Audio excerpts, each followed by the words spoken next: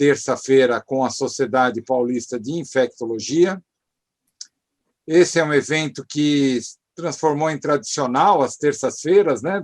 Praticamente nós já tivemos, já perdi as contas, mas acho que é o 21º evento, quer dizer, há uns 5 meses atrás, quando a gente começou esses eventos, começamos com o Covid, depois discutimos temas afins, as infecções hospitalares associadas à Covid, multiresistência, depois discutimos tuberculose, uma mesa muito interessante, e agora começamos a conversar um pouquinho sobre a infecção pelo HIV.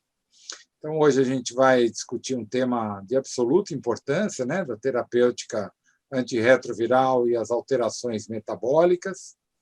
Para isso, contamos com uma mesa fantástica, as pessoas de enorme experiência, o professor Paulo Roberto Abrão, que é docente da disciplina de infectologia da Universidade Federal de São Paulo, coordenador do nosso Centro de Referência de Infecções pelo HIV e hepatites virais.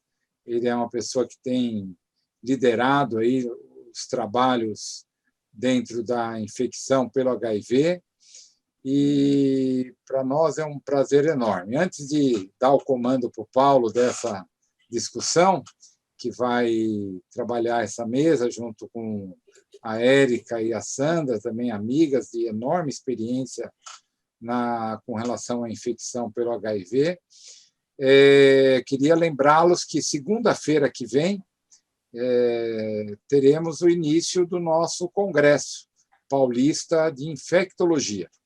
Então, será a semana inteira, de segunda a sexta, 30 de novembro a 4 de dezembro. O congresso tem início na segunda-feira, com os cursos pré-congresso, né? Então, teremos aí todas as atividades dos cursos pré-congressos.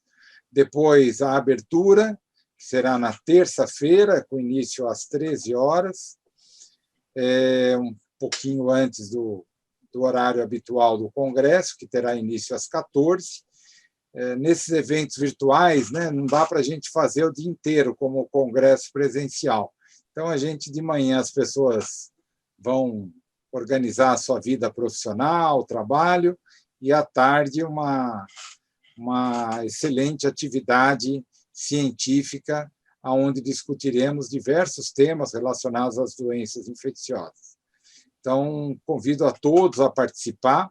Os sócios da Sociedade Paulista de Infectologia adimplentes, né, que estejam em dia com a sua anuidade, o congresso é gratuito para os sócios e tem preços bem convidativos, aí, bem pequenos, aí, um valor simbólico, na verdade, como para congresso, para todos os participantes. Então, convido vocês, nós tivemos um recorde de trabalhos, foram 583 trabalhos científicos inscritos, foi excelente.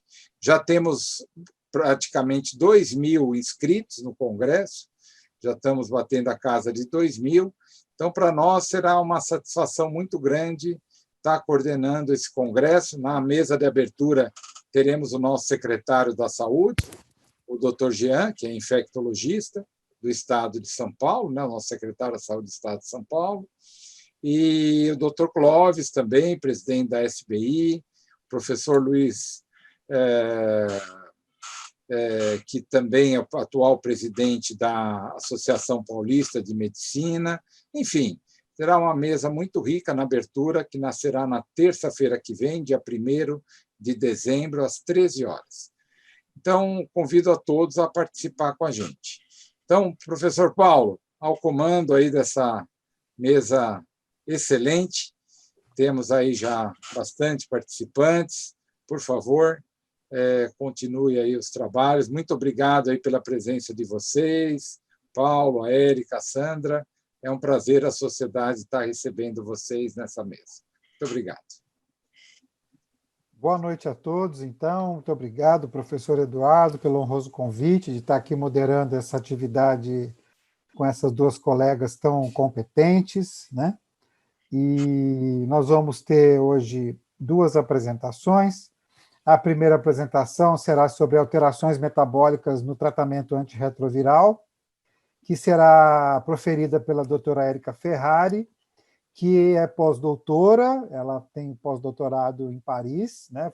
Fez mestrado e doutorado conosco na Unifesp, é pós-doutora, e atualmente ela atua como infectologista no SAI de Barueri e é nutróloga também, né? Tem uma segunda especialidade. Então, ninguém melhor para nos dizer sobre as alterações metabólicas das pessoas que vivem com HIV.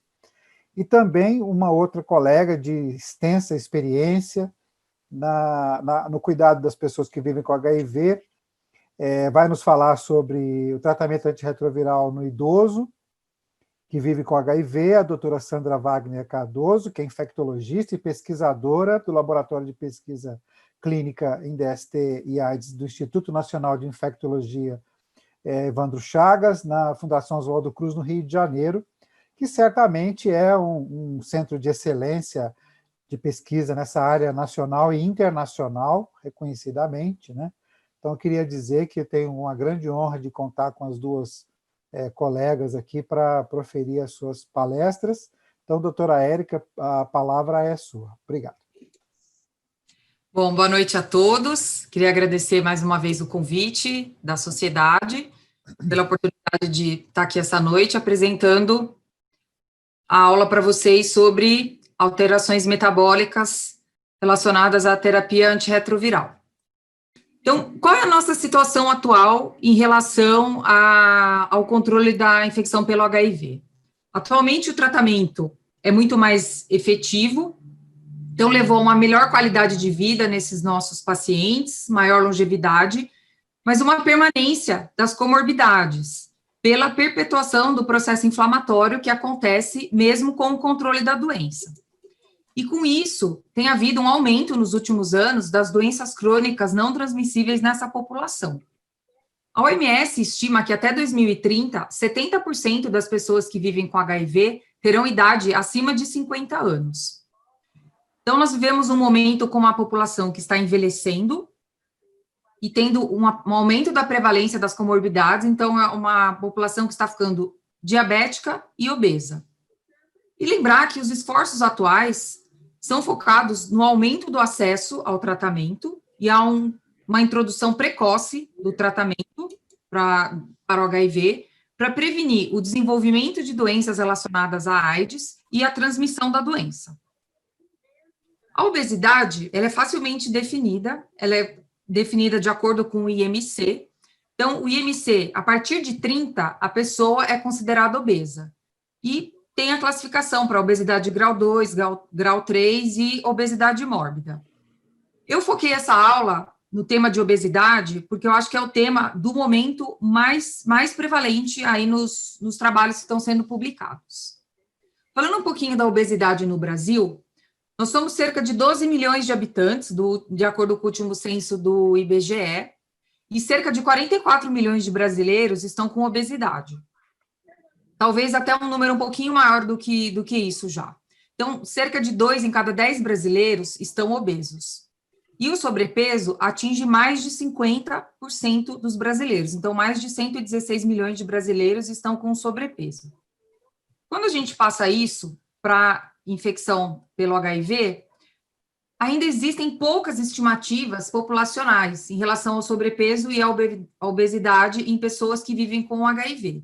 Mas alguns estudos já identificaram uma prevalência de sobrepeso ao redor de 40% em homens e mulheres, e obesidade 29% nas mulheres e 13% nos homens.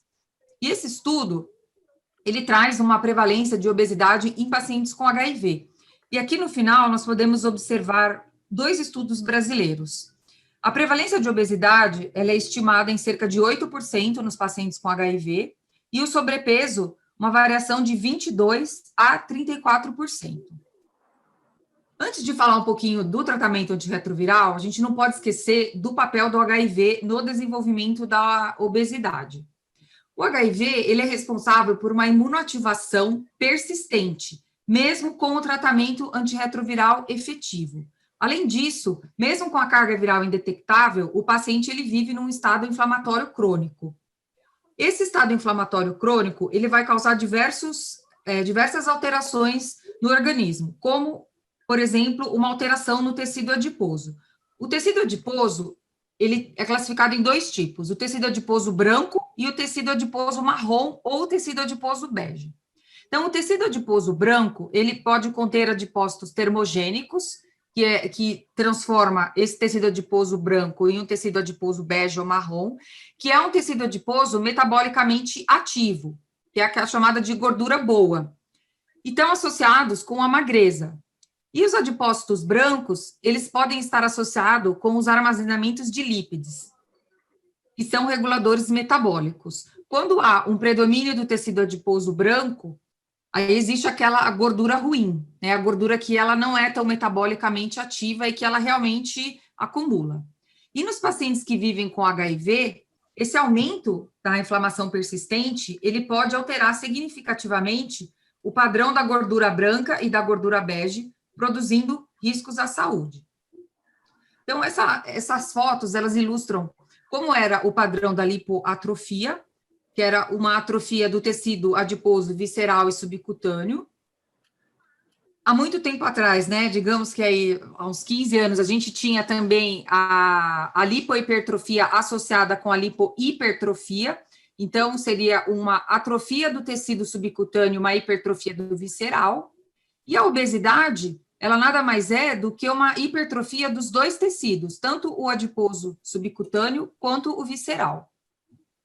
E o HIV, o que ele causa? Ele causa uma ruptura da barreira epitelial intestinal, então, como podemos ver aqui nessa foto, uma ruptura das tight junctions. Com isso, ocorre uma translocação de bactérias e produtos bacterianos, incluindo o LPS e metabólitos, para o lúmen intestinal, como podemos observar aqui. E o HIV, ele vai fazer o quê? Ele vai esgotar os linfócitos CD4 da lâmina própria, né? E isso somado a uma barreira epitelial não íntegra, vai causar uma potente resposta pró-inflamatória. Além disso, essa translocação de produtos microbianos pode atingir o tecido adiposo e o sangue periférico, e com isso levando a uma inflamação sistêmica. E uma translocação do tecido adiposo branco pode promover ou exacerbar a obesidade. E isso acaba gerando um ciclo vicioso. Por quê? Porque esse ciclo ele é perpetuado pela presença do vírus, aqui independente do tratamento.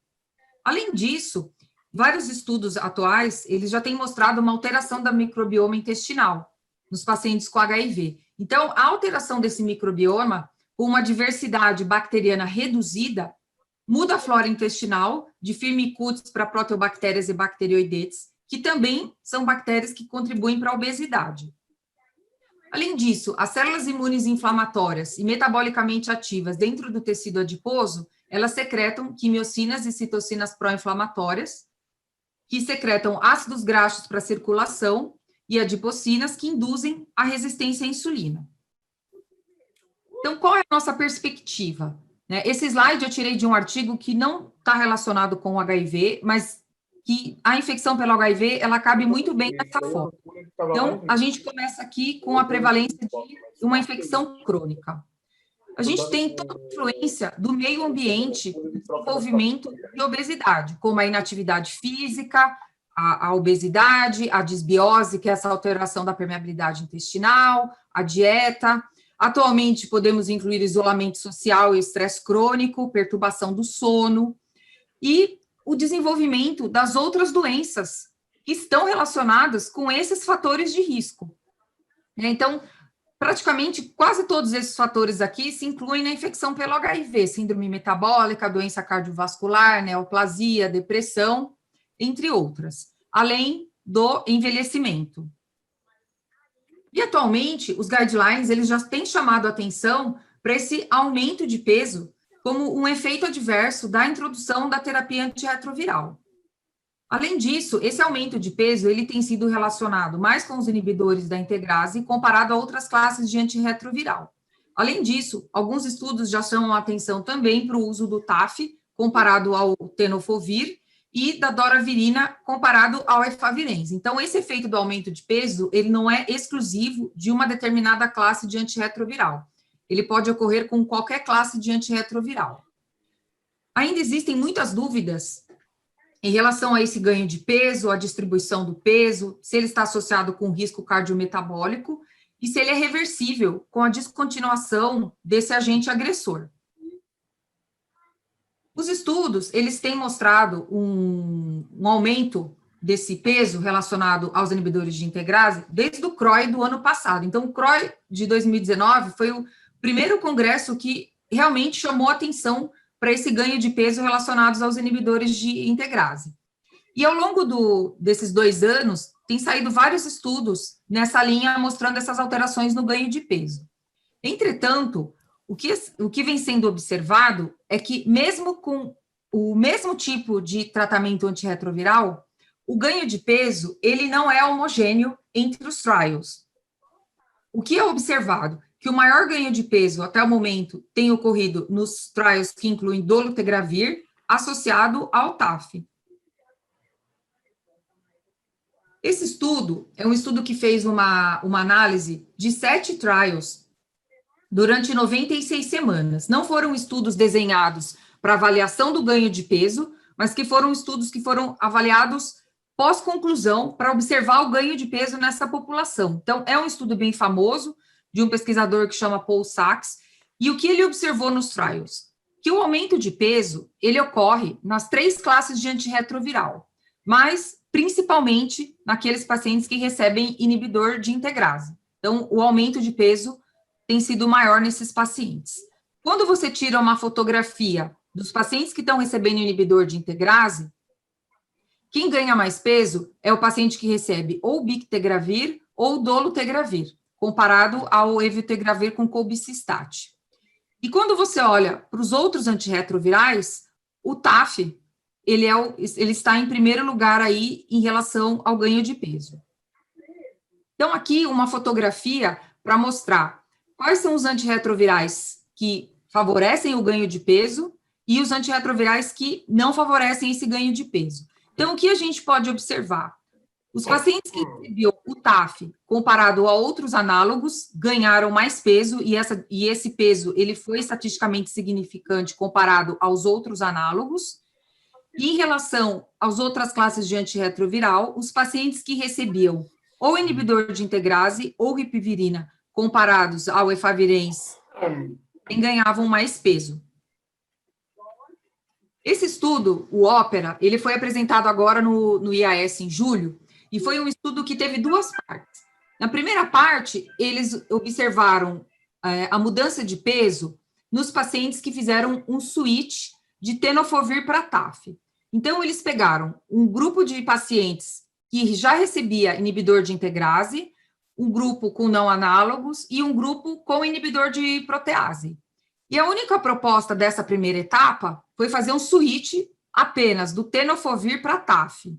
E o que eles observaram? Que nos primeiros 9 meses pós-switch, os pacientes que recebiam inibidor de integrase foram os que ganharam maior peso com essa troca de tenofovir para TAF, comparados aos pacientes que recebiam não análogos e inibidores de protease.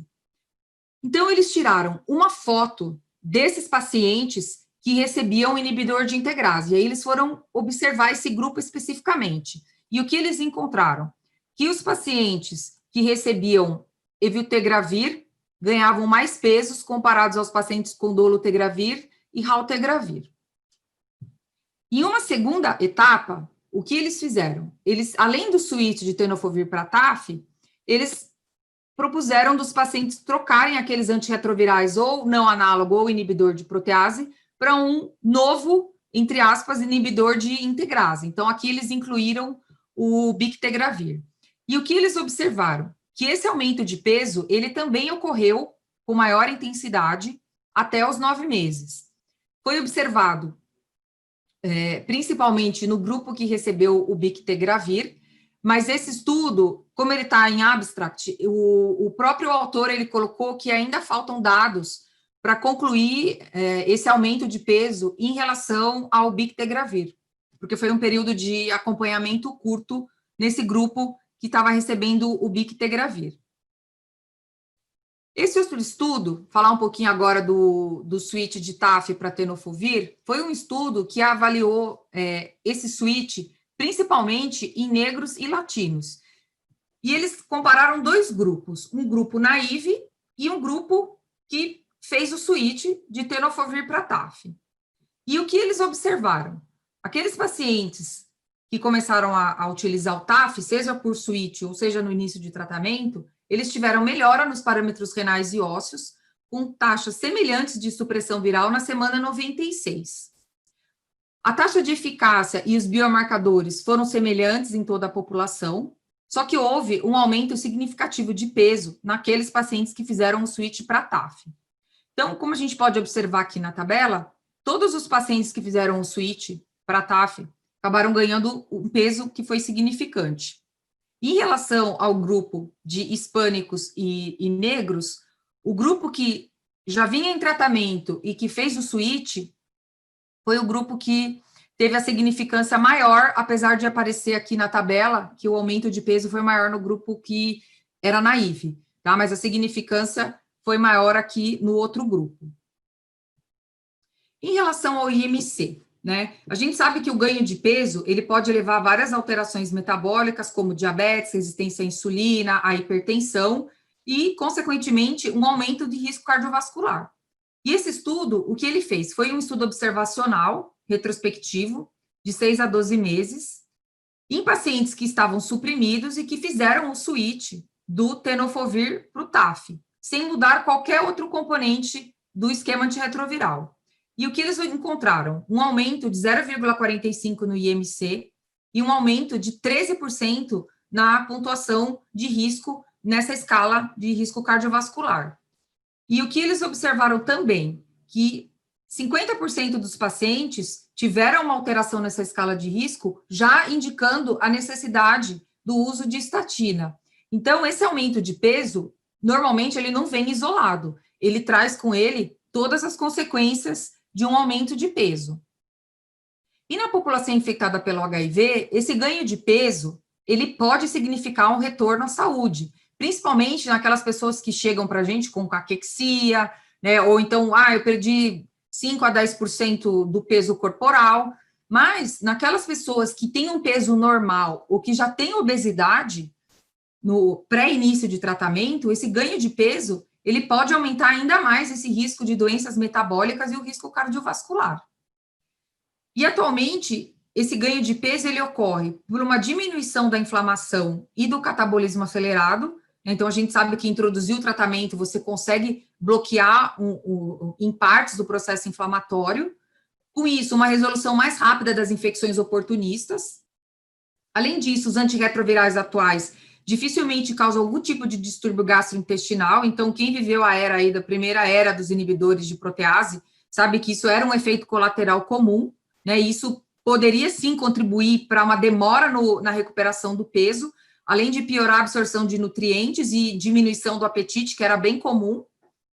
Os estudos têm mostrado também que quem tem ganho mais peso é a raça negra, com alta carga viral pré-tratamento, principalmente acima de 100 mil cópias, e uma baixa contagem de CD4, menor do que 200. Além disso, o uso de inibidores de integrase e do TAF. O retorno à saúde, ele pode significar uma reconstituição do sistema imune, um controle da inflamação e uma diminuição do catabolismo. E alguns estudos já têm chamado a atenção para os pacientes mais jovens. Eles podem ser mais propensos a desenvolver obesidade após o uso da terapia antirretroviral, por apresentar uma resposta imunológica mais robusta, tornando-os mais suscetíveis ao ganho de peso. Em relação ao ganho de peso, com tudo isso que eu tenho falado dos antirretrovirais, esse outro estudo, ele foi apresentado no CROI, é um estudo bem interessante, porque ele apresentou uma fase 2 agora no IAS de julho, e ele foi avaliar a expectativa de vida nos pacientes infectados pelo HIV desde o ano 2000 até 2016. E o que eles observaram? Que lá atrás, no ano 2000, a expectativa de vida de um paciente com HIV era de cerca de 38 anos, comparado com 60 anos de um paciente controle. que era do mesmo ambulatório, da mesma coorte desses pacientes com HIV. E ao longo do tempo, houve um estreitamento, então, mostrando o quê? Que realmente tem havido um aumento da longevidade nos pacientes infectados pelo HIV. Então, a expectativa de vida ao longo desses 16 anos passou para 56 anos. Em relação à prevalência de comorbidades, lá no ano 2000, os pacientes infectados pelo HIV, eles tinham apenas 11 anos livres de comorbidades, e os pacientes controles 27 anos. E ao longo dos anos, mesmo com a melhora no tratamento antirretroviral, esses anos livres de comorbidades não sofreram uma alteração muito importante. Inclusive, eles fizeram uma avaliação aqui dos últimos 2 anos, entre 2014 e 2016, que foi quando houve uma mudança na introdução da terapia antirretroviral. Então, mais ou menos, final de 2013, a gente fez teste, deu positivo, começa o tratamento, independente da contagem de linfócitos CD4. E mesmo quando eles fazem uma fotografia só desses últimos anos aqui, de 2014 a 2016, eles não observaram diferenças. Então, a introdução do antirretroviral mais precocemente, ela não alterou esses anos livres de comorbidades nos pacientes infectados pelo HIV. E agora, no CROI, o que eles fizeram? Nessa mesma coorte, eles foram observar o ganho de peso ao longo desses 16 anos. Então, para ficar mais fácil, esse que está em vermelho aqui, alaranjado, são os pacientes com HIV. O que eles observaram? Em relação ao número de pacientes com peso normal, houve um aumento no IMC ao longo desses 16 anos, de 0,31, e esse aumento de peso, ele foi mais acelerado nos pacientes com HIV, comparado ao grupo controle. Em relação ao sobrepeso, foi observado a mesma coisa, então, os pacientes passaram de um IMC de 26,2 para 28,3, e em relação à obesidade, também, mostrando o quê? Que os pacientes infectados pelo HIV, eles têm ganhado peso ao longo dos anos de uma forma mais acelerada, comparado com a população em geral. Em relação aos antirretrovirais, o que a gente tem observado? Além de todo o ambiente que a gente vive, os hábitos de vida, alguns antirretrovirais, como, por exemplo, a rilpivirina, ela é melhor tolerada que o efavirenz e deve ser tomada com alimentos, o que pode contribuir para uma ingesta calórica, também contribuindo para o ganho de peso. Em relação aos análogos, né, o AZT, ele tinha uma maior toxicidade gastrointestinal, comparada com o abacavir e com o tenofovir, e agora o TAF, ele tem uma melhor tolerabilidade gastrointestinal e uma menor incidência de náuseas. Então, com isso, também você pode contribuir para um ganho mais rápido de peso. Os inibidores de integrase, né, como já sabemos, levam ao aumento do peso, praticamente toda a classe. O mecanismo é desconhecido, talvez por uma melhor tolerabilidade e uma recuperação mais rápida da imunidade. Não precisam de booster, né, como, por exemplo, o cobicistat, que pode provocar náuseas e diarreia. Em relação aos inibidores de protease, esse aumento do ganho de peso não está muito relacionado com a classe, exceto para o atazanavir, que causa um maior ganho de gordura central comparado aos não análogos e aos inibidores de protease mais antigos. A obesidade, ela está relacionada tanto com a genética, né, que é aquela predisposição que nascemos com ela, quanto com a epigenética, que é uma influência do meio ambiente na sua genética. Então, eu já ouvi uma frase várias vezes em outros cursos que fala assim, a sua genética não é o seu destino. Você pode modular a sua genética de acordo com seus hábitos de vida. Falando principalmente aqui do meio ambiente. Nós vivemos num ambiente obesogênico. Por quê? Existe um encorajamento para o consumo de energia, o que tem piorado drasticamente com a pandemia por conta do home office. Menos movimentação, maior acesso à geladeira, entre outras coisas. Um desencorajamento para o gasto energético, né? Então, por exemplo, muitas pessoas trabalham em casa e continuam trabalhando por conta da pandemia, né? Outros fatores que promovem um consumo excessivo de energia é a fácil disponibilidade de uma grande variedade de alimentos, né, saborosos, baratos, energeticamente densos, e o consumo em grandes porções, né? Isso é um mau exemplo dos nossos amigos americanos, né, as grandes porções. Além disso, infelizmente, os alimentos mais saudáveis, eles são mais caros, o que acaba contribuindo para o consumo desses alimentos energeticamente densos e nutricionalmente pobres. Então, precisamos de mais incentivos sociais e econômicos para contribuir para um ambiente mais favorável à saúde, com boas escolhas de estilo de vida. Então, resumindo o que eu falei até agora. O que tínhamos lá atrás? Uma infecção não tratada, com efeitos catabólicos, então uma perda de peso acelerada, um reganho de peso após a introdução da terapia antirretroviral, e com os regimes antigos, a gente tinha a lipodistrofia, com uma obesidade central e uma lipoatrofia periférica, e um aumento do risco cardiometabólico. Uma contribuição desse nosso ambiente, né, obesogênico moderno, a gente teve ao longo dos anos uma piora da obesidade central, uma persistência, em alguns casos, de lipoatrofia periférica, então são a herança daqueles pacientes que a gente trata há muito tempo, né, e um aumento do risco cardiometabólico e até de doença cardiovascular.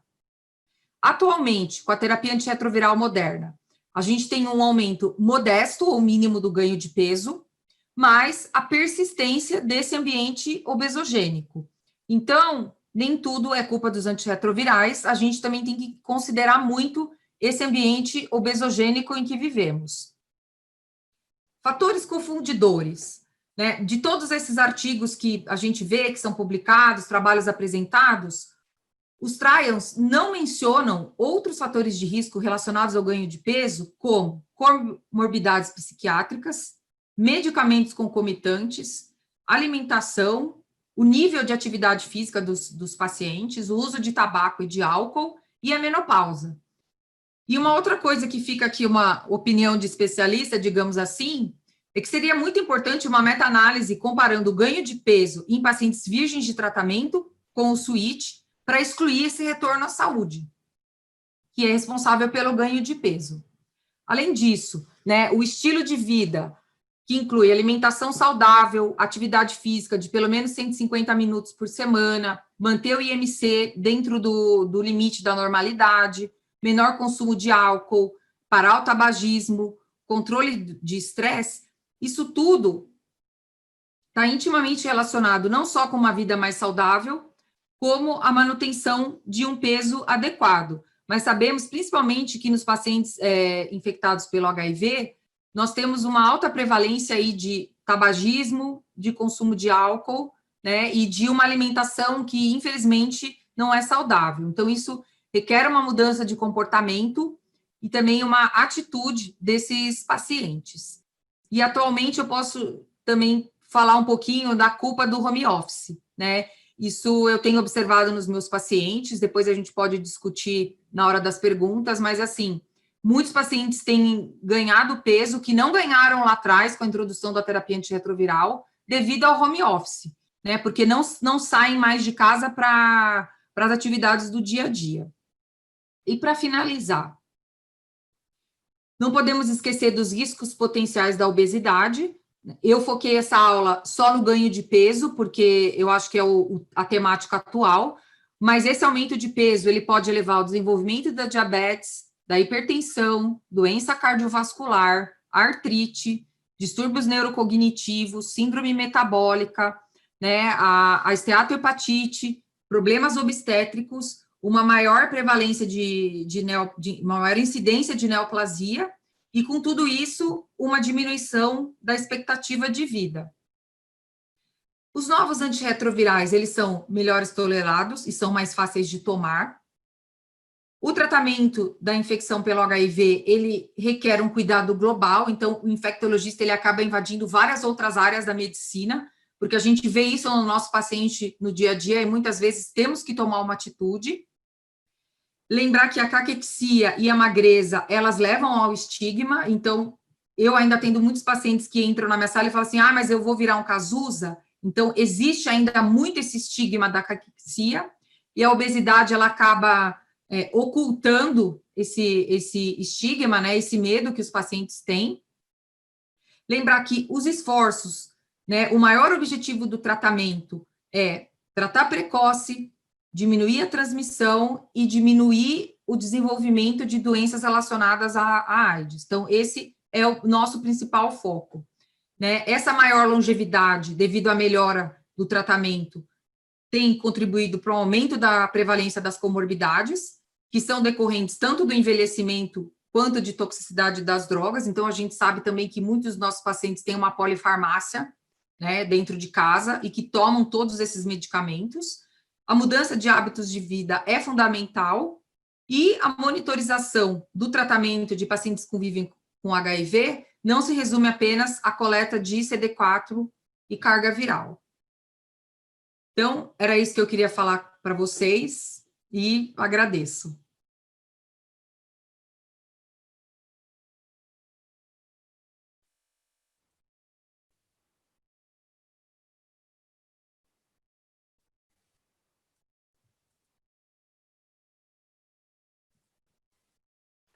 Muito obrigado, então, doutora Érica, pela brilhante exposição.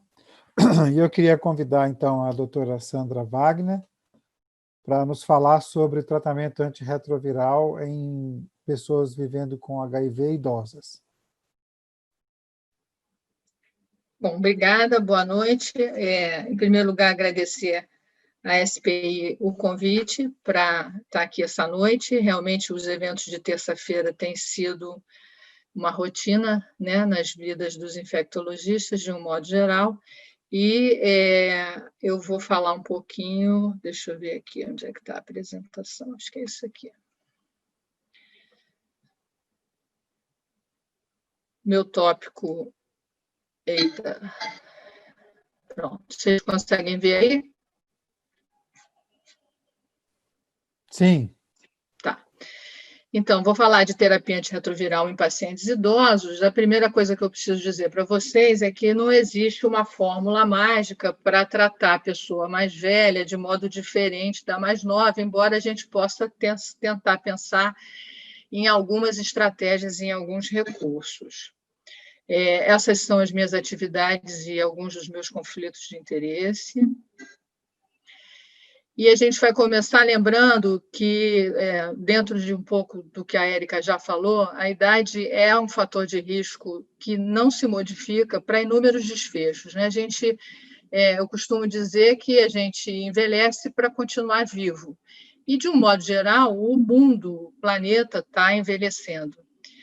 São critérios e definições para envelhecimento de populações que a gente considera que tem que ter um monitoramento para determinadas doenças e para determinadas intervenções. Na população geral, isso oscila entre 65 e 75 anos, dependendo do conceito, se ele é geriátrico ou se ele é em saúde pública. E para as pessoas vivendo com HIV, esse corte ele fica em torno dos 50 anos, e essa definição é a definição que foi estabelecida em torno de 2010 pelo CDC. Vale lembrar que algumas questões de monitoramento precisam ser mais precoces. Só para citar alguns exemplos, o monitoramento e a investigação para câncer de mama, câncer de próstata, colonoscopia para afastar ou tratar pólipos que podem potencialmente se tornar malignos e assim por diante. Então, existem diferentes recomendações para monitoramento em diferentes faixas de idade. Não existe guia específico para HIV, mas, em geral, o que a gente faz é tentar aplicar o que a gente faz para a população geral. A epidemia de HIV no Brasil, ela se caracteriza por uma epidemia ainda jovem. Apesar da gente estar aqui falando de envelhecimento, a grande maioria dos nossos pacientes, como a gente pode ver aqui nessa curva vermelha, estão abaixo dos 30 anos. Mas a gente percebe uma tendência de crescimento na faixa etária acima dos 50 anos no decorrer do tempo. Infelizmente, a apresentação ao serviço ainda é tardia. A gente tem casos de pessoas, em torno de quase 30%, ainda em 2018, chegando ao serviço com CD4 abaixo de 200 células. Embora a gente observe que, no decorrer do tempo, a chegada desses indivíduos, é ainda com CD4 um pouco mais alto do que a gente via no início, nos anos 2000, 2010. Isso tudo, certamente, é reflexo do que a Érica também lembrou, que é a estratégia que começa a se pensar em estender o tratamento para todos, né, a partir de 2014, e que vem num crescente, chegando na estratégia do testar e tratar. Eu testo e inicio o tratamento com a maior brevidade que for possível, de acordo com a minha realidade. O mundo está envelhecendo, como eu disse, a Érica já mostrou os dados falando. Não sei o que está acontecendo com essa apresentação, gente. Ela está andando mais rápido que devia.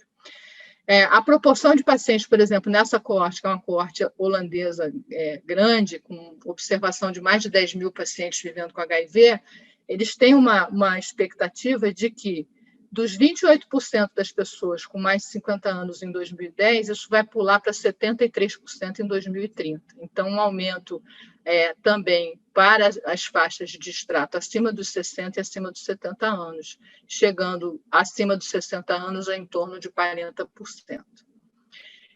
A gente também tem alguns dados de coorte envelhecendo no Brasil. Esse é um dado de 3 centros, né? Salvador, 1 centro e 2 centros em São Paulo, o trabalho do Brits, da Gisele e da Roberta, que foi mostrado num pôster no Congresso Europeu em 2017, e que chama atenção aqui, fundamentalmente, é que os indivíduos, mesmo com uma faixa etária, vocês podem observar aqui que eles têm uma idade atual em torno, acima dos 55 anos, na sua maioria, e chegam ao serviço por volta dos 50, o que já é uma faixa etária mais velha para a chegada, não é o habitual nos nossos serviços de rotina, as pessoas chegam realmente com menos de 30, mas chama atenção que, por exemplo, a frequência de diabetes na primeira consulta ela é menor que 4%. Quando a gente olha a última consulta no decorrer do tempo, eu não sei exatamente quanto é isso para cada serviço, mas, em média,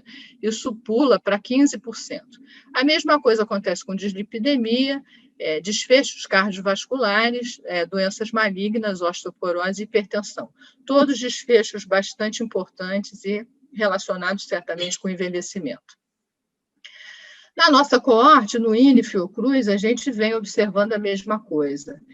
Isso são cenários que podem ter relação, na sua maioria, com o fato de que as pessoas que a gente está incorporando no tratamento e acompanhando na linha do tempo estão envelhecendo com HIV na sua maioria. A maioria dos casos, então, que a gente tem de pessoas sendo acompanhadas com HIV, idade acima de 50 anos, são pessoas que adquiriram HIV lá na faixa dos 30 ou menos, e que, no decorrer da sobrevida, do tratamento, elas estão vivendo mais tempo e a gente está conseguindo fazer com que essas pessoas vivam mais e atinjam idades mais avançadas. Então, a gente observa aqui, por exemplo, quando a gente olha o extrato de 50 a 59 anos, a gente tem uma proporção muito maior dessas pessoas em 2018, quando a gente compara com o que a gente tinha em 2008. E a mesma coisa acontece para a faixa etária acima dos 60 anos, mostrando que a nossa coorte vem envelhecendo. A outra questão é o número de pessoas que a gente tem diagnosticadas acima dos 50 anos. Esse é um número menor, mas também um número crescente. Quando a gente olha e compara entre 2005 e 2015, por exemplo, a gente tem mais do que o dobro de pessoas vivendo com HIV nessa faixa dos 50 anos ou mais.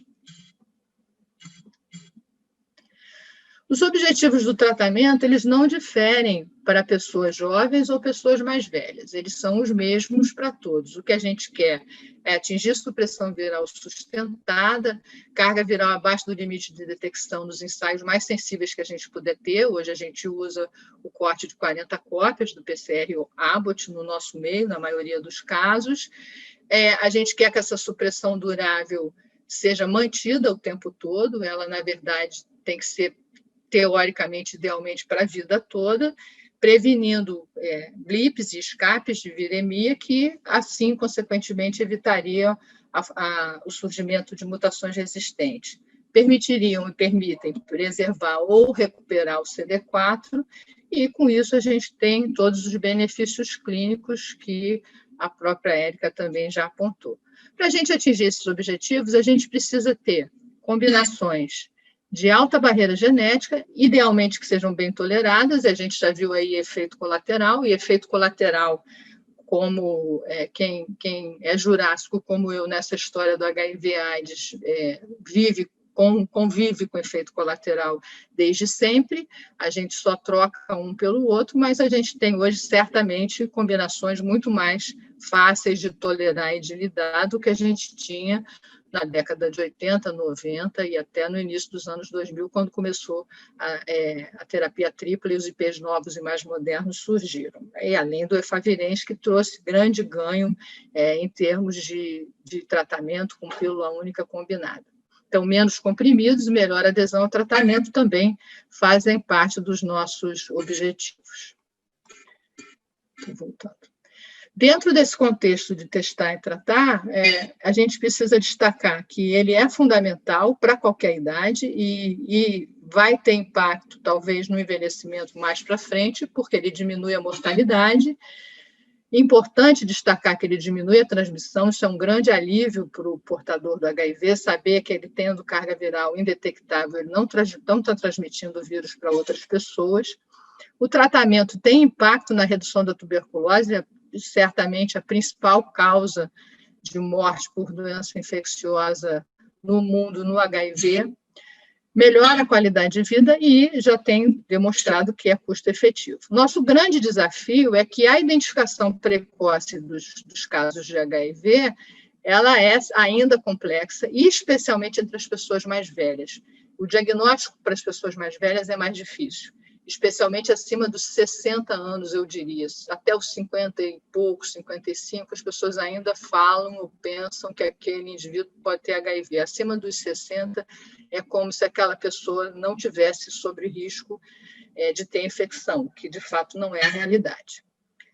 Envelhecimento e terapia antirretroviral, na verdade, envelhecimento e HIV, como mostra aqui essa figura que é datada, é um conjunto de fatores superpostos. Então, a gente tem o próprio HIV tendo algum papel, a grande discussão que se tem aparentemente, o maior encurtamento dos telômeros, que está associado ao envelhecimento mais precoce nessa população, e isso pode estar associado, por exemplo, à inibição da telomerase, que é uma enzima que depende, né, ela é uma transcriptase reversa. Então, a gente já começa a pensar aqui na relação entre os inibidores de transcriptase reversa, maiormente a turma lá do AZT,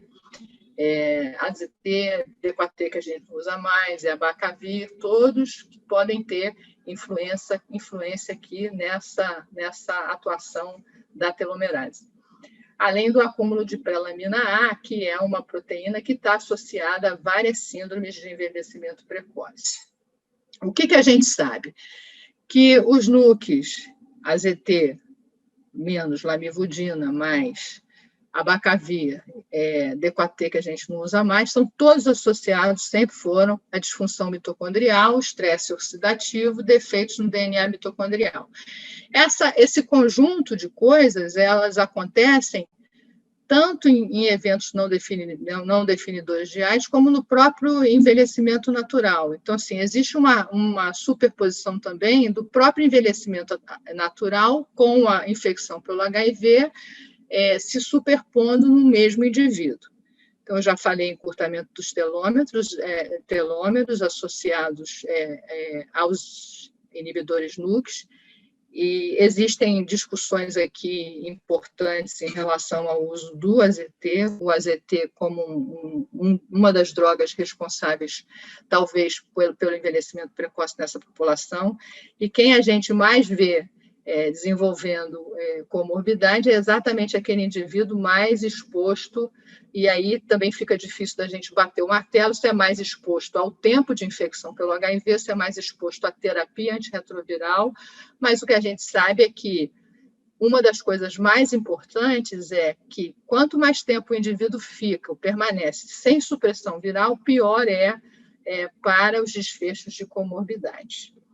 Os IPs associados ao acúmulo da prelamina, que eu já citei, e aparentemente, até o momento, os inibidores da integrase não parecem ter um envolvimento direto em nenhum desses mecanismos de envelhecimento acelerado, embora eles possam causar essas alterações. Fundamentalmente, a obesidade é o grande efeito colateral, talvez, que está sendo discutido no momento, mas que a gente não pode ainda bater o martelo.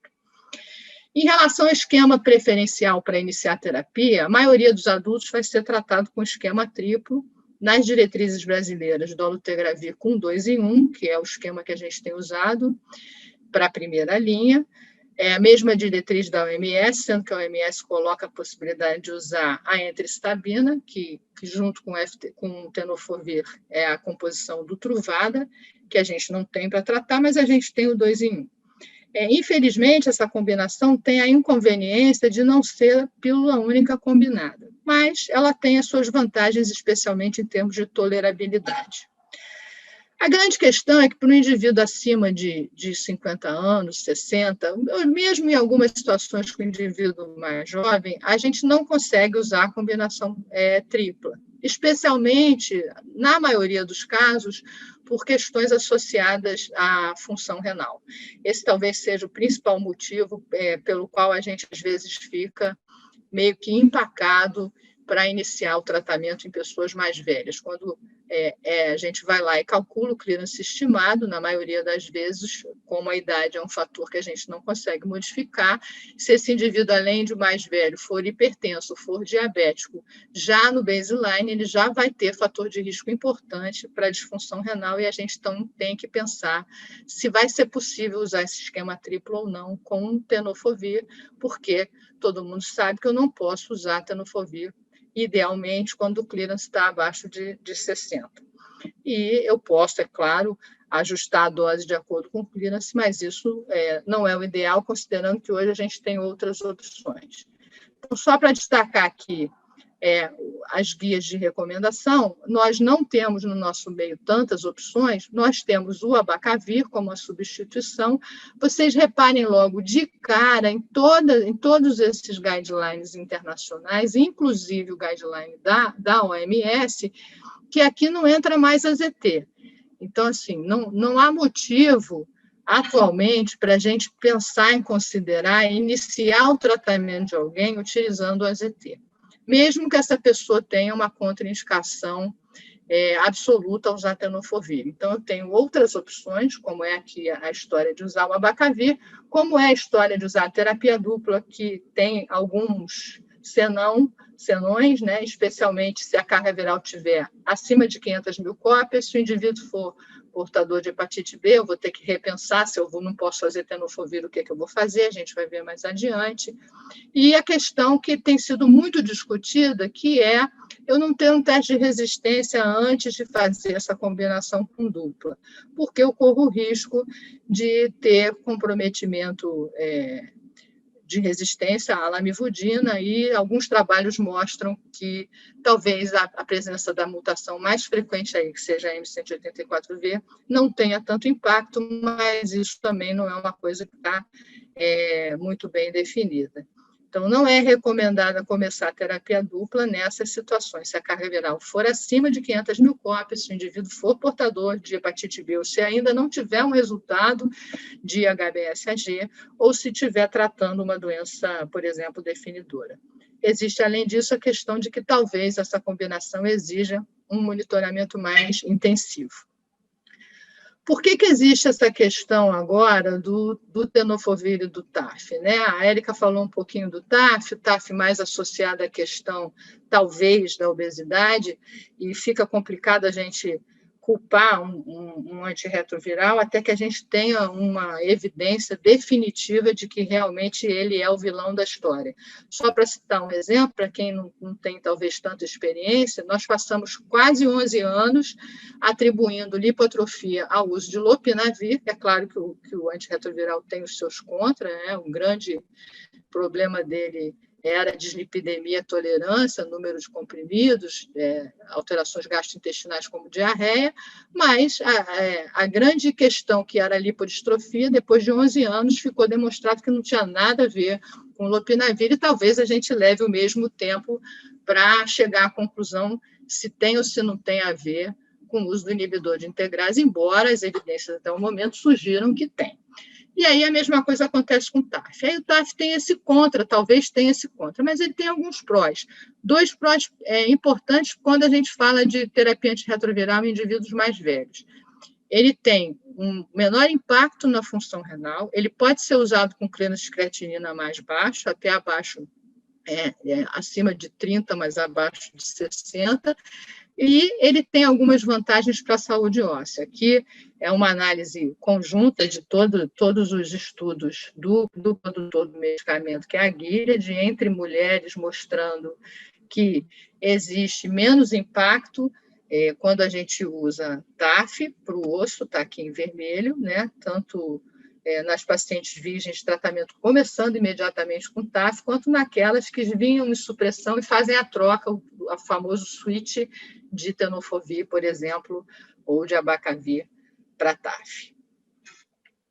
Na coinfecção com hepatite B, então, se eu não posso usar tenofovir, porque eu tenho, por exemplo, um clearance mais baixo, ou porque tem umas questões aqui envolvidas, se o indivíduo tem mais de 60, vale lembrar que o indivíduo co-infectado com hepatites, em geral, é aquele que mais sofre tanto de doença renal quanto de risco cardiovascular. Então, é uma conjunção sempre difícil da gente lidar. Então, algumas recomendações, como essa, por exemplo, do AASLD, dizendo que se você for usar tenofovir, você deve considerar uma avaliação, por exemplo, da densidade mineral óssea antes de começar a tratar e monitorar isso durante o tratamento. A gente já sabe que essa perda de massa óssea ela acontece mais no início e depois ela se estabiliza. Só que acontecer mais no início com uma pessoa que tem mais de 50 ou 60 anos, ou se é uma mulher, por exemplo, na perimenopausa, que já vai ter lá os seus 30% de perda de massa óssea só por conta disso, a gente corre o risco dessa pessoa, dentro das primeiras 24 semanas, né, que são 6 meses de tratamento, 1 ano, ela pode ter, por exemplo, uma fratura. Então, tem que considerar essas questões. E aqui tem uma recomendação que, se a gente tiver acesso ao TAF, ainda não é o nosso caso, pode ser que no futuro a gente tenha, especialmente nessa co-infecção, pode ser que as coisas mudem. A gente já tem o TAF registrado no Brasil pela Anvisa, mas a gente ainda não tem ele incorporado na nossa sistemática de distribuição. Então, interessantemente aqui, que a recomendação é que ele pode até ser usado sem ajuste para clearance acima de 15. Em outras situações, a gente vai priorizar o uso, por exemplo, se eu não posso usar tenofovir, eu vou ter que usar entecavir. O nosso PCDT, ele diz que a gente pode fazer terapia dupla também, mas ele restringe as nossas escolhas para situações em que seja absolutamente inevitável que a gente trace essa opção. O quanto isso vai mudar quando eu penso em tratar o indivíduo mais velho, eu acho que é uma questão de individualizar a terapia. Então, eu vou calcular lá meu clearance, eu vou calcular meu risco de fratura, eu vou tomar todas as medidas e vou avaliar todas as comorbidades que esse indivíduo tem para definir qual é o meu esquema preferencial. Para a dupla terapia, a recomendação preferencial é o 3-TC com dolutegravir, mas pode ser um esquema alternativo da darunavir com lamivudina, que é recomendado aqui apenas nos casos de contraindicação ao uso do dolutegravir.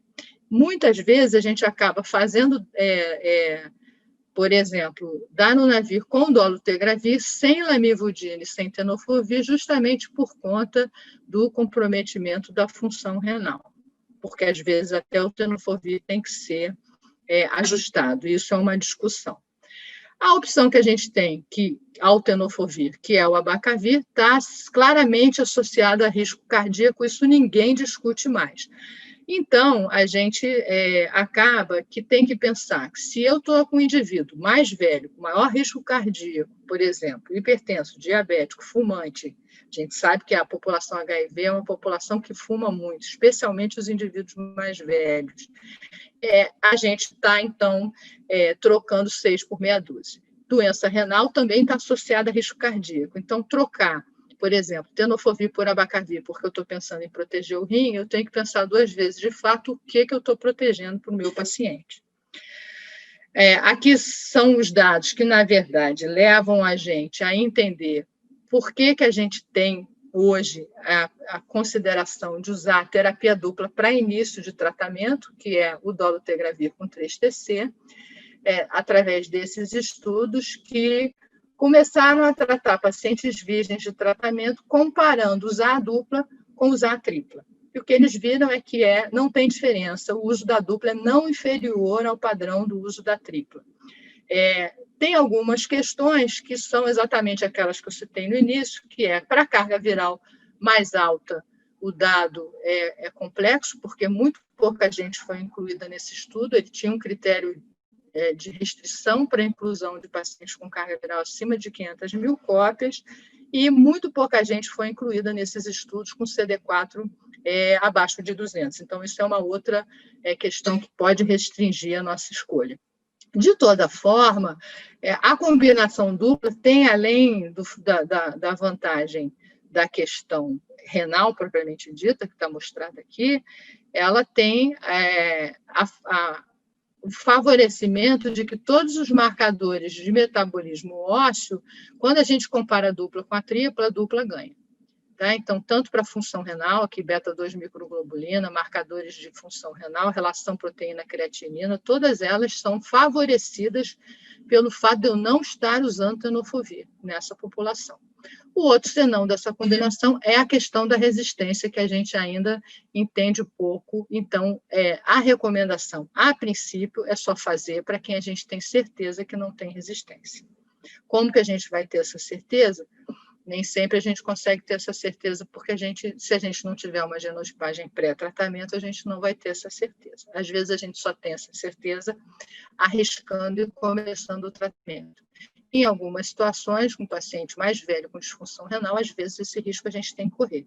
Se a gente não quer correr esse risco, a gente pode optar por usar, por exemplo, o inibidor da protease, como o darunavir, associado ao dolutegravir sem os NUCs. Essa é uma boa alternativa para o nosso paciente mais velho com risco de doença renal. Embora o IP também tenha uma associação com risco cardíaco que ainda é discutível. A grande questão aqui, quando eu falo da dupla, é que, às vezes, o meu clearance de creatinina ele é tão baixo, tão crítico, que eu acabo pensando, como é que eu vou fazer a dupla se ainda vou ter que ajustar a lamivudina? Será que eu posso ajustar a dose de lamivudina e usar a dolutegravir na dupla? Aparentemente, sim. Esse é um dado que mostra que, quando eu ajusto a dose por conta da disfunção renal, eu mantenho a eficácia da minha combinação dupla. É um estudo pequeno, com um número pequeno de pacientes, vocês podem ver aqui que tem 52 pacientes apenas, ele não é suficiente para a gente dizer que isso é uma recomendação. Na prática, quem tem experiência acaba fazendo. Eu tenho alguns pacientes com ajuste, e inclusive pacientes em diálise, que a gente acaba tendo que lançar mão da dupla e acaba fazendo esses ajustes. Aqui, só para lembrar a questão do inibidor da protease, a gente tem 2 inibidores da protease que a gente pode usar, o atazanavir e o darunavir. O atazanavir também tem a questão da inconveniência da toxicidade renal, embora ele tenha uma tendência à toxicidade mais específica, que é para o lado da síndrome calculosa, mas ele está associado também à perda de função renal. Então, às vezes, quando a gente fala em pessoa mais velha e rim, a gente tende a pensar mais no darunavir. Aqui, só para lembrar que na nossa formulação, atualmente, a gente só tem o darunavir de 600 miligramas. cuja recomendação de se usar é um comprimido de 12 em 12 horas junto com 100 miligramas de ritonavir. Então, a gente não está usando a dose que a gente usa para virgem de IP no mundo inteiro, que é a dose de 800 miligramas com apenas 100 de ritona. E ele já tem a vantagem de aí fora de estar combinado em pílula única com cobicistat, ou seja, ele usa um booster que não é o ritonavir, e ele está formulado com etricitabina e TAF. Então, já é uma combinação pílula única que tende a ser melhor para o osso, melhor para o rim e ter uma dose menor de daruna sem o ritonavir. Mas a gente ainda não tem essa combinação. O uso de IP e risco cardiovascular também já foi descrito pelo EAD. É um risco que é discutível, mas é um estudo grande de coorte, com um número grande de pessoas expostas, e que mostra que, especialmente o darunavir, pode ter, no uso acumulativo, um maior risco cardiovascular, um maior risco de desfecho cardiovascular. A grande questão aqui é que também, nesse trabalho, eles não conseguiram fazer, eles não conseguem saber aqui, dentro dessa turma, quem é que usava darunavir 2 vezes ao dia, quem é que usava uma. Então, o impacto aqui pode ser mais tempo de HIV, paciente mais experimentado, e apesar dos ajustes serem feitos, esse ajuste da dose ele não foi feito porque essa era uma informação que a coorte não dispunha. De toda maneira, o que a gente sabe é que as intervenções elas são eficazes nessa turma. Então, aqui mostrando, por exemplo, o mesmo grupo do DAD, mostrando que o uso de medicamento hipolipemiante, quando a Érica fala, a gente acaba vendo que tem que usar estatina. O que a gente sabe, na verdade, a gente está falando de população com HIV envelhecendo, é que a estatina é muito subutilizada. A estatina tem as indicações dela para a turma do HIV acima de 40 anos, quando você bota na calculadora que tem risco cardíaco, não é para pensar 2 vezes, ela tem indicação. E está demonstrado que ela protege o indivíduo, pelo menos o indivíduo que tem indicação de uso de estatina. Então, mostrando aqui, tanto em homens quanto em mulheres, que o uso de medicamento para dislipidemia ajuda, os inibidores de enzima conversora ajudam, porque, inclusive, protegem o rim. Aqui saiu sem a legenda, mas são os antihipertensivos e as intervenções que, às vezes, precisam ser feitas para o diagnóstico. É você identificar que aquele indivíduo tem, por exemplo, uma indicação de fazer um cateterismo cardíaco e passar um stent antes que ele infarte. E isso, às vezes, não acontece. A gente só pega o cara quando ele está infartado. Aqui a questão da obesidade eu vou passar, porque a Érica já falou. A questão do ganho de peso com a terapia, ela também já chamou atenção e que a gente ainda precisa de mais dado para bater o martelo. O fato é de que a gente não tem uma recomendação formal de fazer a troca. Eu vou dizer para vocês que eu uso inibidor de integrase há muito tempo, desde a época dos estudos clínicos com raltegravir no resgate. Depois, na sequência, com dolutegravir e o acesso expandido com dolutegravir. Eu tenho uma experiência longa com o uso de inibidor da integrase. O nosso grupo foi um dos primeiros a publicar a associação do raltegravir com ganho, com incidência de obesidade. Quando eu vi o dado, eu olhei assim na apresentação, era até um aluno, que foi o David, foi um trabalho que a Érica mostrou aí do Baral, e eu falei, isso está errado, mas não estava errado. E o que eu posso dizer para vocês é que, assim, esse tempo todo eu só tive uma situação na qual eu tive que voltar atrás. Eu tive que sair do darunavir e ir do dolutegravir e ir para o darunavir, um paciente jovem que ganhou 30 quilos, mas era um paciente que fazia uso de várias medicações psiquiátricas. Foi o único caso que eu tive que trocar, porque não tinha jeito, ele não queria fazer. Eu falei, não vamos discutir, vamos trocar. Aqui mostrando, então, que a gente pode também lançar a mão dessa substituição dos esquemas, né? O switch para qualquer combinação, isso serve para o indivíduo jovem como serve para o indivíduo mais velho, em situações nas quais a gente já está acostumado a saber que a gente precisa trocar, mas, fundamentalmente, o princípio dessa mudança é que a gente tem que fazer uma mudança que garanta que a gente vai manter a supressão viral sem comprometer possíveis necessidades de tratamento futuro.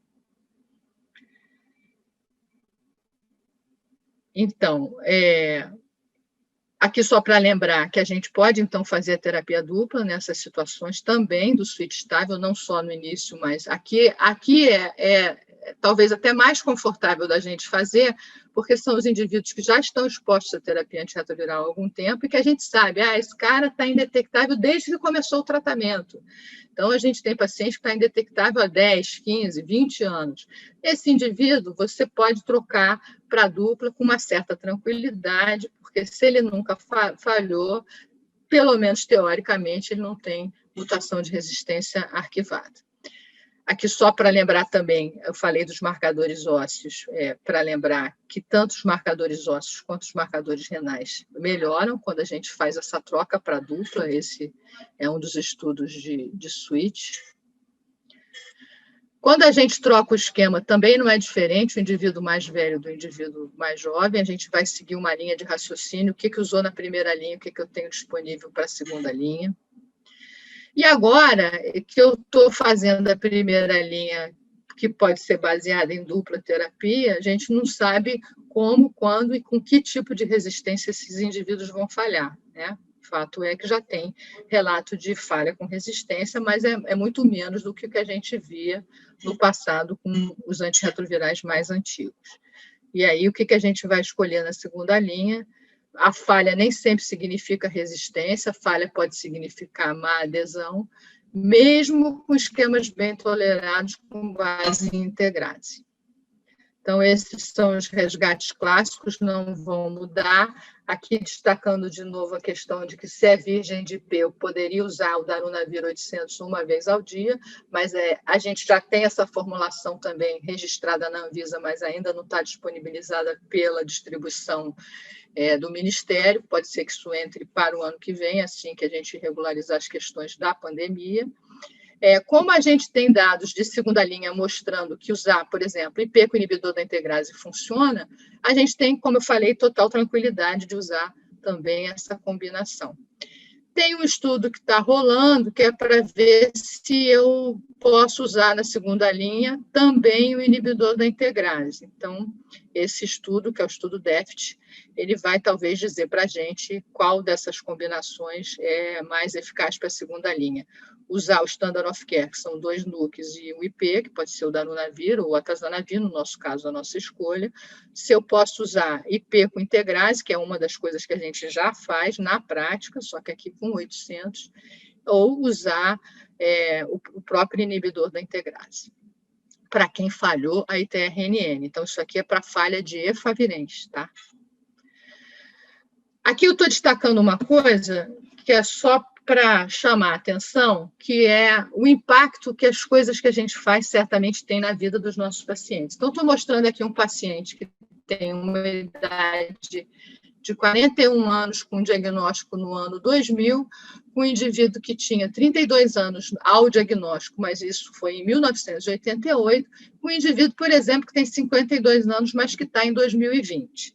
Então, esse cara começou terapia antirretroviral aos 41 anos, aos 39, uma idade mais ou menos próxima, e esse aqui um pouquinho mais velho, com 52. O esquema inicial desse cara aqui foi biovir e efavirenz, já não era nenhuma Brastemp, mas era muito melhor, era muito mais Brastemp do que começar como esse aqui começou, que foi a ZT monoterapia em 1992. E esse aqui começou com o nosso esquema triplo clássico, que é o inibidor da integrase com 2 em 1. Esse teve doença definidora, esse não teve doença definidora de AIDS, esse teve, esse não teve. Esse aqui não teve nenhuma co-infecção, esse aqui teve TB, sarcoma de Kaposi e hepatite C. Então, para resumir a ópera, esse aqui começou com CD4 de 17, esse com 580, esse com 750. Quando a gente vai vendo esse cenário, o que a gente pensa? Esse cara aqui, do 2020, ele está muito melhor. Pode ser que em 2050 tudo mude, a gente tenha outras coisas melhores para fazer e chegue à conclusão de que esse cara de 2020 engordou para caramba com Integrase e, na verdade, ele estava ferrado. Mas só para chamar a atenção também que, talvez, em função da supressão, esse cara aqui está suprimido desde 2000. Esse aqui só conseguiu supressão depois de 3 anos, porque ele usou monoterapia. A gente sabe que monoterapia não suprimia ninguém. Esse aqui está suprimido desde 6 semanas depois da tarde. Esse cara aqui, eu ainda não sei como é que ele vai evoluir, tá? Ele começou agora em 2020, eu tenho pouca informação sobre ele. Esse cara de 88 tem 4 comorbidades. O cara de 2000 não tem nenhuma, e tem mais ou menos a mesma faixa etária. Esse cara aqui hoje, ele é hipertenso, usa para mais de 12 drogas na polifarmácia e está em hemodiálise. Então, só para vocês verem que a história, às vezes, é um pouco mais complicada do que a gente pensa. Aqui é um caso de múltipla falha para resgate, eu estou acabando, só para vocês não ficarem desesperados. É um cara que tinha uma história familiar, tem uma história familiar de doença cardiovascular, o irmão teve um infarto antes dos 50.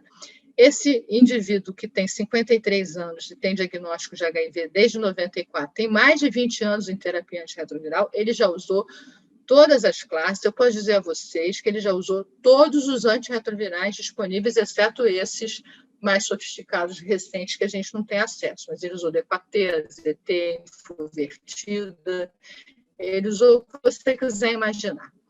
Teve tuberculose, doença definidora de AIDS e tal. Ele foi incluído no ensaio clínico novo, fostemsavir, uma classe nova, que é o inibidor do attachment, em 2016. E, finalmente, um indivíduo que nunca tinha ficado indetectável, quase que por um milagre da natureza, fica indetectável. E que tem, como a Érica chamou a atenção, no baseline, ele tem um risco cardíaco baixo, ele é não fumante, ele tem um ASCVD menor que 5, mas ele não está suprimido e tem um CD4 baixo. Então, é um cara que vem lá da era da AIDS, vivendo com HIV há muito tempo sem supressão. Quando eu começo a tratar e atinjo carga viral indetectável, ele já tem certamente o impacto de questões que vinham ali silenciosas. Faz um diagnóstico de hipertensão em 2019, descobre que tem uma dislipidemia leve, começa a estatina, resolve começar exercício físico, só que ele infarta. Então, depois disso tudo, a gente tem um desfecho cardiovascular, felizmente não fatal, porque quando ele sentiu precordialgia, ele lembrou do irmão que infartou aos 50 anos, foi correndo para a emergência, foi diagnosticado com infarto e, felizmente, foi rapidamente submetido ao CAT e foi feita a colocação de 4 stents. Ele está ótimo, muito bem, obrigado. Então, só para lembrar aqui que é o estudo do fostemsavir, que é o inibidor novo do attachment, então uma droga muito boa para resgate, que já está mostrando aqui boa resposta, mesmo para indivíduos muito expostos, com muita resistência à terapia antirretroviral, excelente, e que a gente ainda não sabe quando é que vai chegar por aqui, mas que pode, a gente sabe que a gente ainda tem pouco paciente. Para quem trata há muito tempo, não é pouco, são vários, a gente quer resgatar de qualquer maneira, mas é uma opção para resgatar essas pessoas com resistência múltipla. Então, algumas recomendações para resistência múltipla, uma delas o próprio ibalizumab, que é um anticorpo monoclonal, pode ser usado também, aprovado pelo FDA, mas que por aqui a gente não tem muita chance de usar, e que pode também servir para o resgate dos pacientes multi-experimentados. Só para resumir nossos desafios, até 2025 a gente vai ter lá vivendo em países como o nosso, em desenvolvimento. No Brasil, até 2030, o número de pessoas com mais de 60 anos vai ultrapassar 40 milhões. A expectativa de vida aumenta na população geral e aumenta, como a Érica falou bem, a gente tem quase que uma equivalência. Quando a gente olha alguns dados de países desenvolvidos, a gente vê que é praticamente igual, ainda tem um gap. Em algumas análises, esse gap ele é curiosamente menor para o homem vivendo com HIV, a sobrevida é mais longa do que para o homem sem HIV. Uma das hipóteses é que, como o indivíduo HIV está na linha do cuidado, ele talvez tenha uma expectativa de vida até um pouco melhor.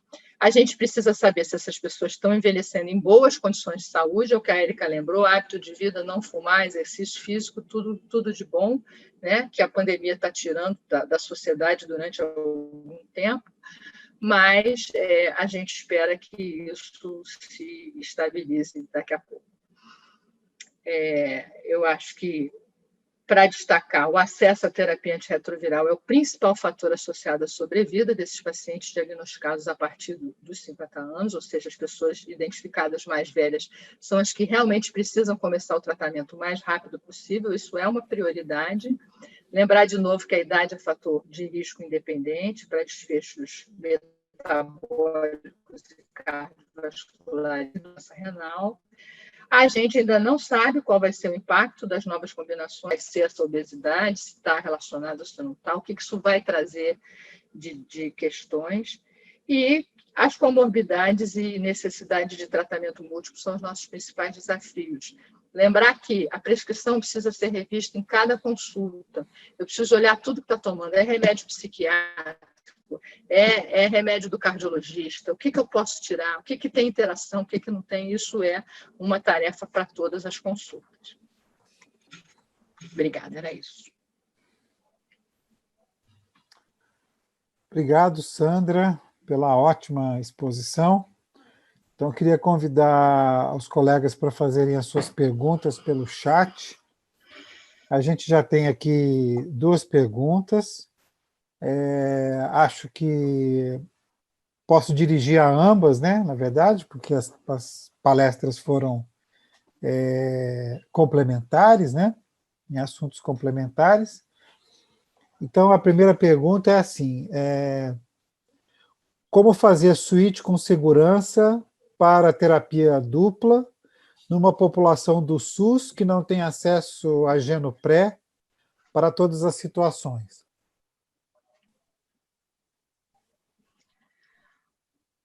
Olha, aí depende qual é a situação, né? Porque, teoricamente, a nossa resistência primária no nosso meio, ela é mais importante para o ITRNN, para o lado do efavirenz. É claro que a gente pode ter, por exemplo, a M184V arquivada.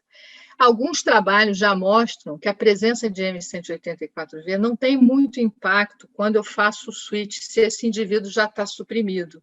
A grande questão é mais complicado eu começar a terapia dupla do que eu trocar para a terapia dupla. Quando eu faço o switch, eu tenho um pouco mais de conforto, porque esse indivíduo, o que ele vai trazer de maior dificuldade no primeiro momento é que eu vou ter que fazer um monitoramento mais precoce. Se você perguntar como é esse monitoramento, daqui a quanto tempo eu tenho que repetir a carga viral, isso é uma coisa que não está definida, pelo menos eu não consegui achar em lugar nenhum. A gente acaba fazendo cada um a nossa moda, né? Então, eu, por exemplo, combino com os meus residentes, daqui a 6 semanas você faz outra carga viral. Está indetectável daqui a 6 semanas, você repete com 3 meses, está indetectável, você volta para semestral. Se o que eu estou fazendo está certo, você volta para semestral depois de 1 ano, você tem que continuar trimestral, são respostas que a gente ainda não tem. O mais importante é a gente monitorar, porque quando você monitora esse indivíduo mais de perto, especialmente dentro do primeiro ano, você vai identificar se ele não está respondendo. Na minha experiência, isso é só na minha experiência, não quer dizer nada, a maioria dos casos que a gente troca vai bem, porque são pessoas que já estavam indetectáveis e que já tinham boa adesão à terapia antirretroviral. Eu só queria lembrar que, pelo SUS, a gente não pode iniciar com terapia dupla em virgens de tratamento, onde a Genopré seria absolutamente obrigatório, né? A gente pode, atualmente, fazer a troca em pacientes que preencham condições necessárias, né? Ausência de hepatite B crônica, nunca terem falhado previamente aos esquemas, principalmente aos NUCs, né? Que tenham boa adesão, não tenham medicamentos que possam reduzir o nível sérico de dolutegravir concomitantemente no uso, né? Então, a gente tem que respeitar pelo menos um ano de carga viral indetectável. Então, a gente tem que respeitar isso aí. Nessa condição de troca, a gente não precisa de genotipagem. Geralmente, né? O que a gente faz é começar com a tripla, mesmo que nesse começo a gente tenha que lançar a mão de medicamentos que a gente não gostaria muito de usar, como o próprio Abacavir, se a gente conseguir fazer o HLA, ou o próprio AZT. Eu, particularmente, não tenho ninguém nessa situação, mas a gente, às vezes, acaba tendo que começar com tripla, ou mesmo com tripla com IP, para depois poder fazer a troca e a simplificação. Certo. Aqui, Érica, você quer falar alguma coisa mais? Não, eu acho que assim, em relação à terapia dupla e o ganho de peso, tem um estudo francês que chama Lamidol, e ele mostra que mesmo fazendo, né, a regressão aí da tripla para dupla, você tem um ganho de peso nesses pacientes que ficam com lamivudina e dolutegravir, e que ele é significante. Então, às vezes, a pessoa pode achar que está tirando um tenofovir, que também pode contribuir secundariamente para um ganho de peso, mas uma terapia dupla, ela também pode dar ganho de peso.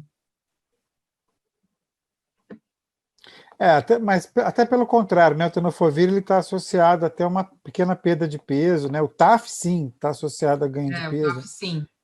Mas é interessante essa sua colocação aí do esquema duplo também fazer o ganho de peso.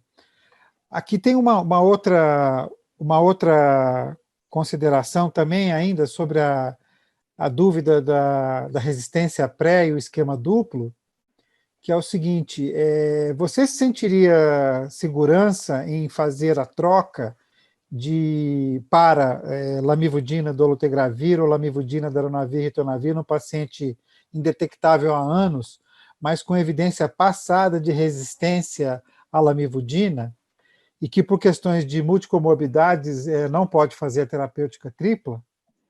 E ainda complementa a pergunta assim: qual a confiabilidade de uma pré-tratamento sem mutação de resistência à lamivudina?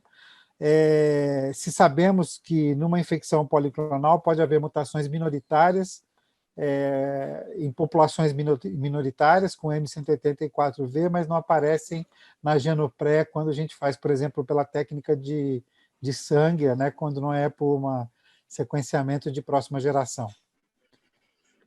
Quer falar, Sandra?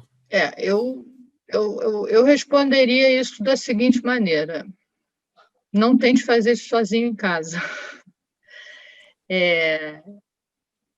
Eu posso dizer assim, a gente acaba fazendo porque chega um determinado momento em que você tem que ser pró-réu naquela situação que às vezes é uma tempestade metabólica, doença renal associada, são situações nas quais você, de fato, acaba tendo que apelar. Na maioria das vezes, o que eu acabo fazendo é dolutegravir com IP. Se é para fazer dupla e tem risco de resistência, eu prefiro me cercar por uma combinação que, como está falando aí, fazer switch, esse indivíduo está indetectável há anos, eu prefiro pensar nessa opção. Se tem alguma razão que contraindique o que é impossível, que a pessoa não tolere o IP, às vezes você tem que fazer, mas isso são casos muito mais raros, e aí você está realmente individualizando o teu tratamento e você é responsável por monitorar. Isso não é uma questão que você vai dizer assim, está recomendado fazer no cenário X, são decisões individuais, sua com o seu paciente. Você tem que sentar com ele e discutir todos os prós e todos os contras. Da mesma maneira que a gente tem que discutir. Quando eu fiz, por exemplo, no início, um switch, um dos meus primeiros switches de Favirenz para dolutegravir com 2 em 1 foi numa mulher com 54 anos, que era obesa. Quando eu fui fazer essa troca, eu sentei com ela e conversei. Falei isso aí que a Érica tenta ensinar para a gente, que nem sempre a gente consegue fazer, que é mudança de hábito. Eu disse, você já está com sobrepeso, você precisa seguir esse caminho. Eu posso trocar esse seu remédio por um remédio melhor. Ela tinha questões lá neuropsiquiátricas, tinha um motivo que me fazia pensar em trocar. E eu negociei isso com ela. E ela, assim, dentro dos primeiros 3 meses, ela perdeu 15 quilos. Ela foi para mais de 10%, quase 15% de diminuição de peso corporal em relação ao que ela tinha no momento do switch.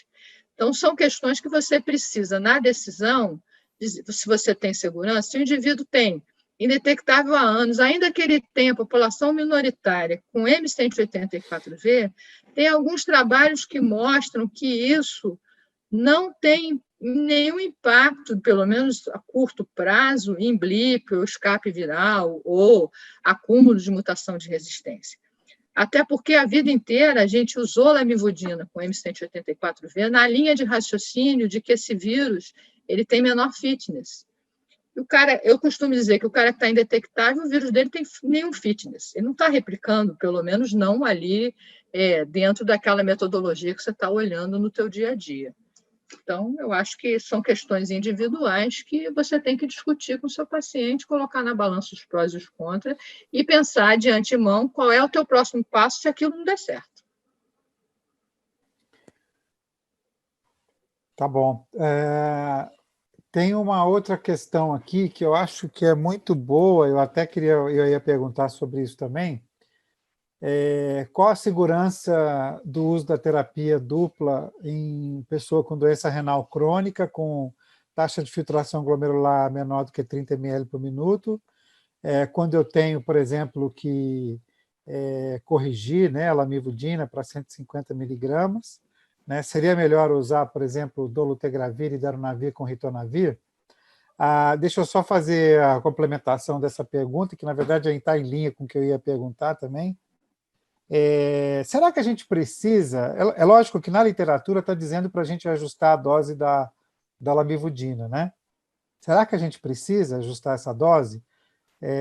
Aqui na Unifesp a gente trabalha com os pacientes transplantados e os nefrologistas falam que para a gente esquecer isso, que isso é uma grande bobagem, que a lamivudina não é nefrotóxica, não tem um índice terapêutico altíssimo, que não precisa ajustar nada para deixar de se preocupar com isso e dar a dose plena.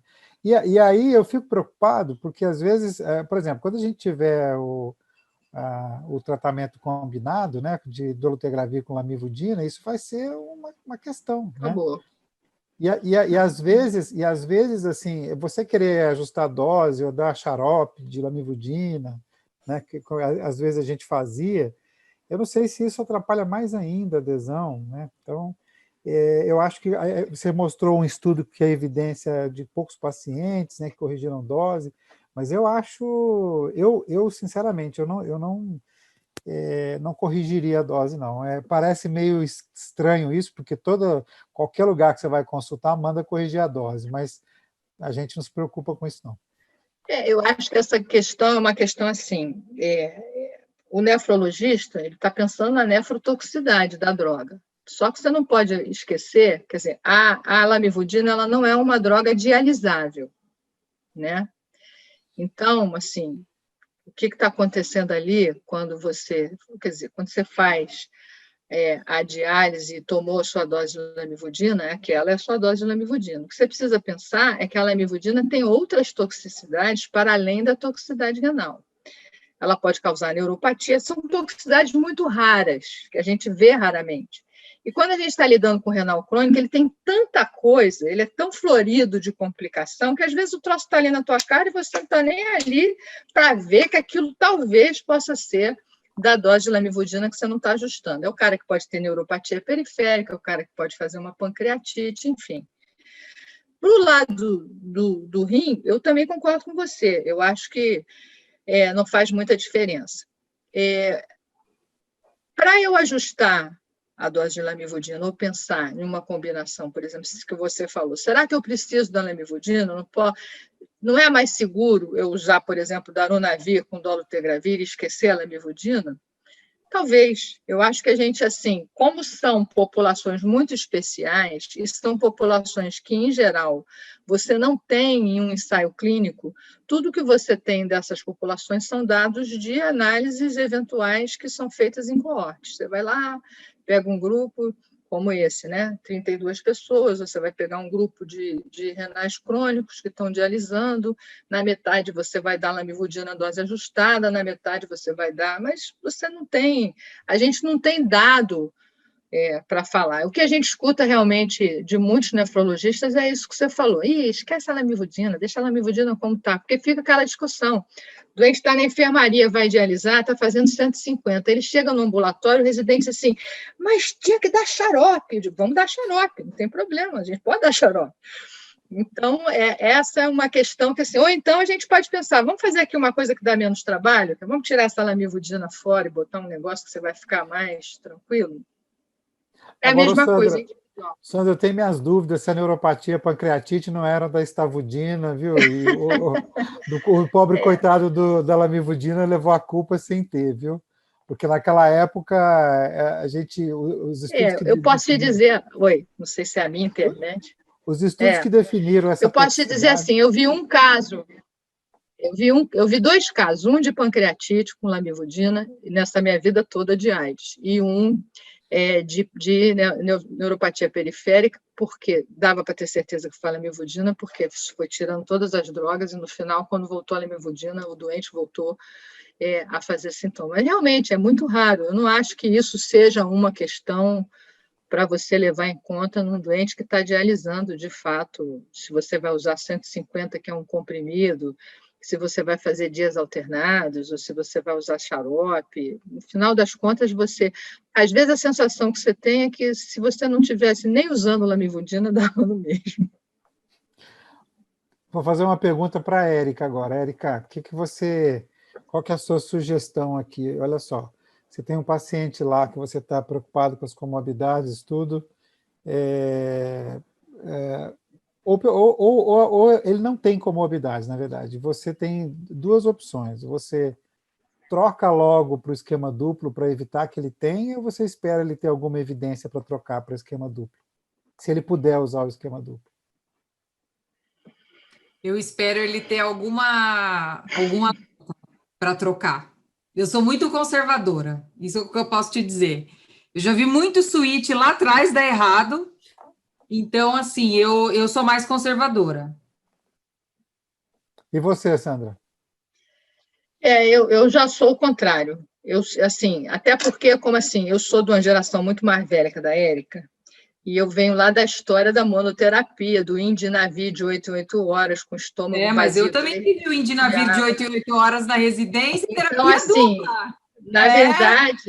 Mas na verdade, assim, eu acho que eu tenho uma teoria, quer dizer, dificilmente, eu tenho pouca experiência de switch não dar certo, assim, até para lembrar de cabeça, para mim é difícil, porque sempre que eu faço a troca, eu faço com muita segurança e muita tranquilidade dentro dos princípios que as trocas são definidas para serem feitas. Eu não invento, né? Eu não sou um inventor de milagres ou de maluquices, não faço isso.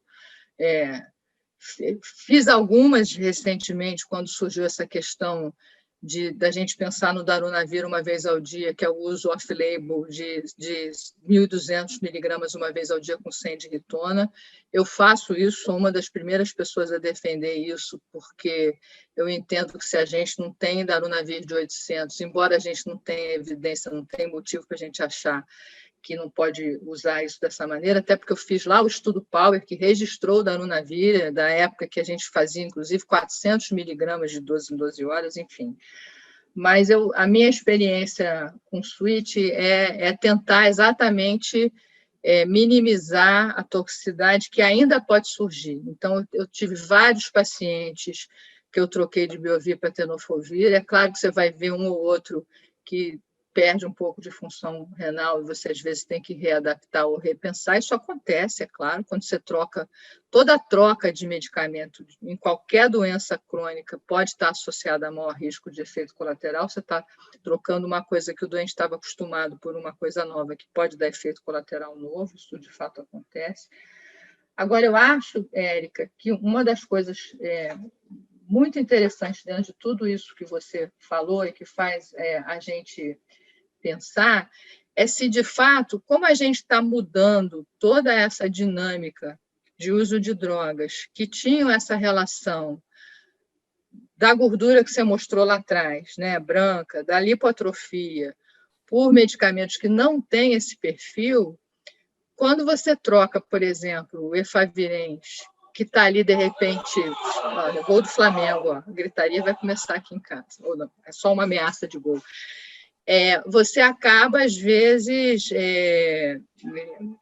favorecendo uma alteração que, na verdade, é o que você está deixando de ver, porque você está deixando de usar as drogas que, na verdade, freavam algum mecanismo que está ali e que você não conhece bem, não sabe bem por que ele acontece. Então, eu acho que isso talvez seja a coisa mais interessante para a gente pensar dentro das questões do HIV, especialmente porque o estilo de vida da maioria é complicado, como você mostrou, a dieta do fast food ela é mais barata, ela é mais acessível, não fazer exercício acaba sendo uma comodidade, as pessoas são muito ocupadas, têm que trabalhar, moram mal, pegam ônibus, às vezes eu falo com o meu doente, mas não dá para você caminhar? Mas, doutora, eu chego em casa 9 horas da noite, a minha rua é num lugar ermo, perto da estação do trem, onde é que a senhora quer que eu caminhe? Aí você pensa assim, bom, você pode acordar um pouco mais cedo, ir na pracinha, tem agora aqueles aparelhinhos que as pessoas podem usar. É muito difícil você convencer um indivíduo a mudar de hábito, né? Se é nutróloga, deve estar sofrendo pão que o diabo amassou nessa sua nova empreitada de fazer as pessoas mudarem estilo de vida. Eu acho que essa questão da obesidade, ela não está definida de jeito nenhum, né? A gente é dificílimo fazer um estudo metodologicamente adequado para medir essas Exatamente. coisas, né? Você controlar todos esses fatores que a Érica colocou, tabagismo, tipo de alimentação, comedicação, comorbidade, é muito Genética, difícil. Genética, né? microbioma.